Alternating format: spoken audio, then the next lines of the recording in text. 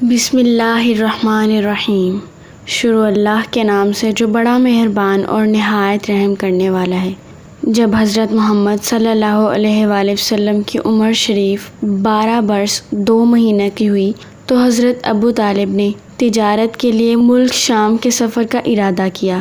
حضرت صلی اللہ علیہ وآلہ وسلم کو ساتھ لے کر شام کی طرف چلے۔ راستے میں مقام تیمہ میں اقامت فرمائی۔ آپ مقام تیمہ میں مقیم تھے کہ اتفاقاً یہود کے ایک بڑے عالم جن کو بحیرہ راہب کہا جاتا تھا، آپ صلی اللہ علیہ وآلہ وسلم کے پاس سے گزرے۔ آپ صلی اللہ علیہ وآلہ وسلم کو دیکھ کر ابو طالب سے خطاب کیا کہ یہ لڑکا جو آپ کے ساتھ ہے کون ہے؟ ابو طالب نے کہا میرا بھتیجا ہے۔ بحیرہ راہب نے کہا آپ اس پر مہربان ہیں اور اس کی حفاظت کرنا چاہتے ہیں؟ ابو طالب نے کہا بے شک۔ یہ سن کر بحیرہ راہب نے قسم کھائی اور کہا کہ تم اگر اس کو شام لے گئے تو اس کو یہود قتل کر ڈالیں گے، کیونکہ یہ خدا کا نبی ہے جو یہود کے دین کو منسوخ کر دے گا۔ میں اس کی صفات اپنی آسمانی کتاب میں پاتا ہوں۔ بحیرہ راہب چونکہ تورات کا عالم تھا اور تورات میں حضرت صلی اللہ علیہ وآلہ وسلم کا پورا حلیہ مذکور تھا، اس لیے اس نے دیکھ کر آپ صلی اللہ علیہ وآلہ وسلم کو پہچان لیا کہ وہی خاتم النبیین ہیں جو تورات کو منسوخ اور احبار یہود کی حکومت کو خاتمہ کریں گے۔ ابو طالب کو بحیرہ کے کہنے سے خطرہ پیدا ہوا اور حضرت صلی اللہ علیہ وآلہ وسلم کو مکہ واپس کر دیا، اور آپ صلی اللہ علیہ وآلہ وسلم کے چچا حضرت ابو طالب نے تجارت کے لیے ملک شام کے سفر کا ارادہ کیا۔ مکہ معظمہ میں ختیجہ رضی اللہ تعالیٰ عنہا اس وقت ایک مالدار عورت تھی اور ساتھ ہی نہایت ہی عقل مند اور تجربہ کار۔ جن لوگوں کو ہوشیار اور معتبر سمجھتی ان کو اپنا مال سپورٹ کر دیتی کہ فلاں جگہ جا کر فروخت کراؤ، اس قدر تم کو دیا جائے گا۔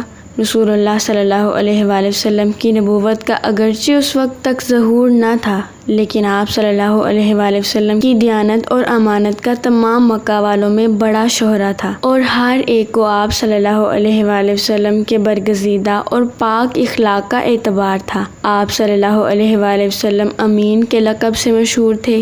یہ شہرت اور بزرگی حضرت خدیجہ رضی اللہ تعالیٰ عنہا پر پوشیدہ نہ تھی، اسی لیے انہوں نے چاہا کہ اپنی تجارت کو آپ صلی اللہ علیہ وآلہ وسلم کے سپرد کر کے آپ کی ایمانداری سے نفع اٹھائیں۔ رسول اللہ صلی اللہ علیہ وآلہ وسلم سے کہلا بھیجا کہ اگر ہماری تجارت کا مال شام کو لے جائیں تو ہم اپنا ایک غلام آپ کی خدمت کے لیے ہمراہ کر دیں گے، اور دوسرے لوگوں کو جو نفع میں حصہ دیا جاتا ہے اس سے زیادہ آپ کی خدمت میں پیش کریں گے۔ آپ صلی اللہ علیہ وآلہ وسلم کی ذات مبارک چونکہ بلند ہمت اور وسیع الخیال ہستی واقع ہوئی تھی، آپ نے اپنے چچا حضرت ابو طالب سے اجازت لی اور فوراً اس سفر بعید کے لیے تیار ہو گئے، اور حضرت خدیجہ رضی اللہ تعالیٰ عنہا کے غلام میسرہ کو ساتھ لے کر 14 ذی الحجہ کو شام کی طرف روانہ ہو گئے۔ وہاں اس مال کو نہایت عقل مندی سے بہت زیادہ منافع کے ساتھ فروخت کر دیا، چونکہ عرب میں اس وقت جاہلیت کا دور تھا اور اس منڈی میں لوگ اپنے خداؤں کے نام پر جھوٹی قسمیں کھا کر اپنا مال بیچ رہے تھے، لیکن رسول اللہ صلی اللہ علیہ وآلہ وسلم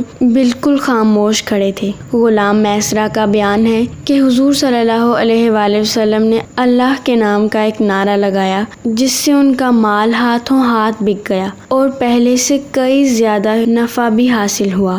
مال بہت زیادہ نفع کے ساتھ فروخت کر کے اور شام سے دوسرا مال خرید کر واپس ہوئے۔ مکہ معظمہ میں لا کر دوسرا مال سپورٹ کر دیا۔ اس کو حضرت خدیجہ رضی اللہ تعالیٰ عنہا نے یہاں بیچا تو 2 چند کے قریب نفع ہوا۔ شام کے راستے میں جب آپ صلی اللہ علیہ وآلہ وسلم واپسی پر ایک مقام پر ٹھہرے ہوئے تھے اور ایک درخت کے نیچے آرام فرما رہے تھے تو ایک نطور نامی راہب نے آپ صلی اللہ علیہ وآلہ وسلم کو دیکھا تو نبی آخر الزمان کی جو علامتیں پہلی کتابوں میں لکھی تھیں ان کی بدولت وہ آپ صلی اللہ علیہ وآلہ وسلم کو دیکھ کر پہچان گیا۔